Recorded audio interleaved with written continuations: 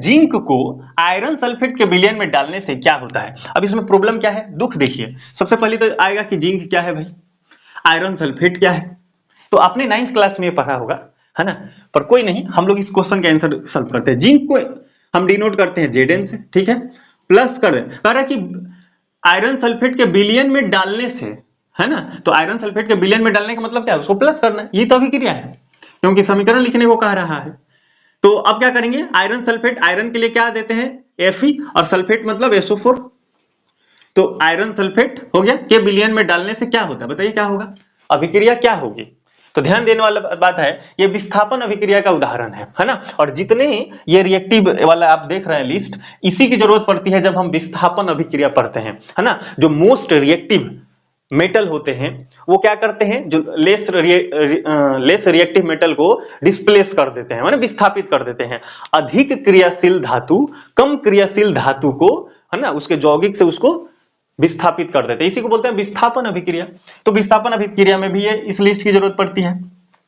तो देखिएगा जिंक क्या करेगा, फेरस को विस्थापित कर देगा। क्यों करेगा भाई, देखिए जिंक क्या है, मोस्ट रिएक्टिव है, किससे, Fe से, किससे, Cu से, किससे, Hg से, किससे, Ag से, किससे, Au से, लेकिन किससे कम रिएक्टिव है, एल्युमिनियम से, कैल्शियम से, सोडियम से।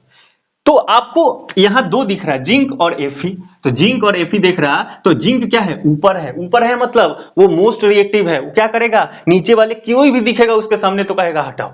एक ऐसा गेम चल रहा, ये गेम ऐसा चल रहा कि बीच में एक रस्साकसी का खेल चल रहा है। यहाँ कोई एक बड़ा सा पहलवान आ गया है जिसको बहुत ज्यादा दम है और रस्सी को उसने पकड़ा है, और यहाँ एक छोटा सा पहलवान है ना, क्योंकि लड़ाई तो पहलवानों के बीच में ही होगी, नहीं तो बच्चे बच्चे में होगा। अब इस केस में आपको क्या लगता है, रस्सा कहां जाएगा, मान लीजिए कि इधर खली महोदय है, तो रस्सा ही तो कैसे खींचेंगे, खींचा जाएगा, तो जिधर ज्यादा बल रहेगा काम उधर हो जाता है। तो ये मोस्ट रिएक्टिव है, तो इसको क्या करेगा, हटा देगा, है ना, गेम से बाहर। तो गेम से बाहर करेंगे तो क्या बनेगा, जिंक सल्फेट बन जाएगा, और फिर ये Fe जो है वो बाहर हो जाएगा। अब इसका आंसर कैसे करेंगे, जिंक को आयरन सल्फेट के विलयन में डालने से क्या होता है, होता क्या है, जिंक सल्फेट का निर्माण होता है। और समीकरण लिखे, लिख दिया समीकरण, यही तो करना है। अब आपसे अगर क्वेश्चन यही पूछ दिया जाए, है ना, मैं पूछ रहा हूं, ध्यान से देखिए, आपको क्या लग रहा होगा, ओहो जिंक दिख रहा है, Fe दिख रहा है, एगो को करके डिस्प्लेस कर देना, काम हो गया, ऐसा कुछ भी मिलेगा डिस्प्लेस कर देंगे, ऐसा नहीं होगा। इसी को देखिए हम कैसे रिप्लेस कर रहे हैं, हम क्या कर रहे हैं, जिंक सल्फेट बना देते हैं, है ना। इसी क्वेश्चन को हम ऐसे कर दें कि आयरन को जिंक सल्फेट के विलयन में डालने से क्या होता है, समीकरण लिखिए। तो क्या करना है, जिंक सल्फेट, इसके विलयन में क्या डालना है, आयरन। अब बताइए क्या होगा, ध्यान देने वाली बात क्या है, क्या आयरन को डिस्प्लेस करा दे, जिंक को बाहर निकाल दे। तो क्या कह रहा है कि जो आयरन है वो कम क्रियाशील है, किससे, जिंक से। तो जब जाएगा इसके पास तो होगा ही नहीं कोई काम, लड़ाइए नहीं, वो हट जाएगा वो खुद, तो हटा ही नहीं पाएगा। तो हटा नहीं पाएगा तो क्या होगा, कुछ नहीं होगा, नो रिएक्शन, ठीक है, नो रिएक्शन, यहां कोई अभिक्रिया नहीं होगी। तो इस बात को ध्यान दीजिएगा।